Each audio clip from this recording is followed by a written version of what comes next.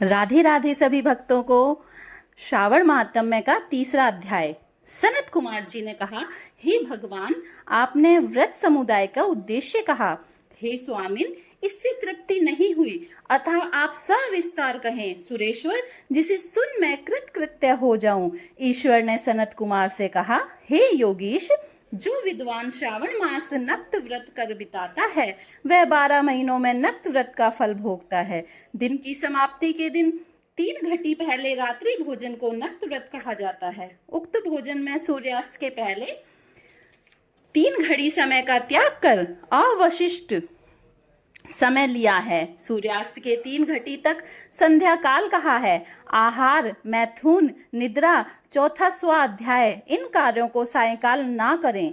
गृहस्थ एवं सन्यासी के भेद से नक्त भोजन की 2 प्रकार की अवस्था मुझसे सुनो।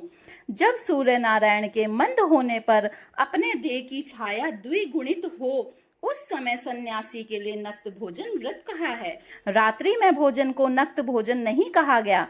पंडितों ने गृहस्थ के लिए नक्षत्र के उदय लेने पर रात्रि भोजन को नक्त भोजन व्रत कहा है। सन्यासियों के लिए रात्रि काल में निषिद्ध हो जाने से दिन के अष्टम भाग में भोजन का विधान है। गृहस्थी विधि द्वारा रात्रि में नक्त व्रत करें। सन्यासी, विधवा तथा विधुर पुरुष सूर्य नारायण के अस्त होने के पहले भोजन करें। जो पुत्रहीन, आश्रमहीन, स्त्री विहीन विधुर यदि हैं तो वह रात्रि में भोजन करें। श्रावण मास के आ जाने पर प्रतिपदा तीर्थी में प्रातः काल संकल्प करें कि मैं श्रावण में 1 महीने तक ब्रह्मचर्य में रह प्रतिदिन सुबह स्नान करूंगा, नक्त व्रत रात्रि शयन तथा प्राणियों पर दया करूंगा। हे देव, यदि इस व्रत आरंभ होने पर समाप्ति व्रत पूर्ति के पूर्व ही मर गया तो हे जगतपते, उस समय आपके प्रसाद से व्रत पूर्ण हो। यूं बुद्धिमान मासारंभ में संकल्प कर नक्त व्रत करें। हे मुने, अब उत्तम लक्ष्य पूजा विधि सुनो। लक्ष्मी की इच्छा वाला मनुष्य बिल्व पत्रों से, शांति की कामना वाला भी दुर्वाओं से तथा आयुष की इच्छा वाला चश्मा पुष्पों से भगवान हरि का अर्चन करे। विद्या की इच्छा वाला मल्लिका तथा चमेली पुष्पों से अर्चन करे। तुलसी दलों से शिव और भगवान विष्णु प्रसन्न होते हैं। पुत्र की कामना वाला मनुष्य कटेरी पुष्पों से पूजन करे। दुस्वप्न नाश के लिए उत्तम धान्य से अर्चन करें। देव के सम्मुख रंगवली, पदम, स्वास्तिक और चक्र आदि बनाकर विभु का अर्चन करें। यूं संपूर्ण कामनाओं की सिद्धि के लिए सब पुष्पों से अर्चन करें। यदि लक्ष्य पूजा करता है तो शंकर प्रसन्न हो जाते हैं। अंत में उद्यापन करें। मंडप बनाकर मंडप के तीसरे भाग में वेदी बनावें। पुण्य आवाचन कर आचार्य वरण करें। मंडप में प्रवेश कर रात में गाना बजाना शब्द से और वेद पाठ से जागरण करें।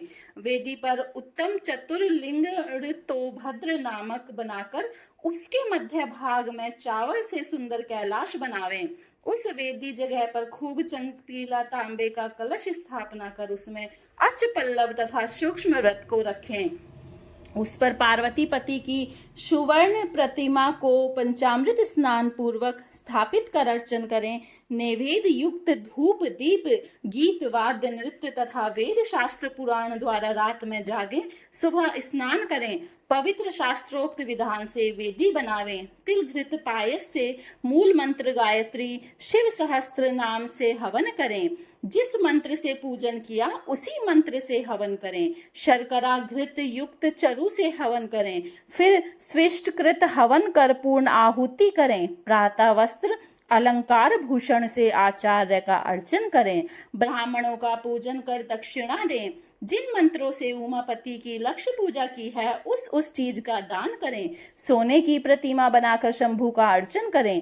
यदि 1 महीने तक दीप जलाया हो तो उसे दान में दें। संपूर्ण इच्छाओं की सिद्धि के लिए सोने की चांदी का दिया बनाकर गोघृत से संयुक्त कर दान दें। देवता से क्षमा प्रार्थना कर ब्राह्मण से हवन करावें।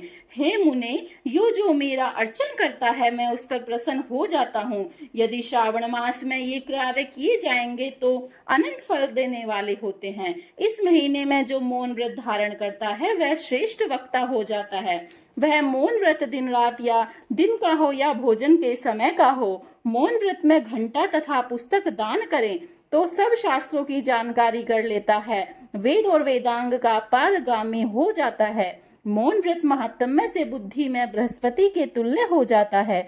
मौन व्रत करने वाले जीव का किसी से कलह नहीं होता, क्योंकि मौन व्रत उत्तम है।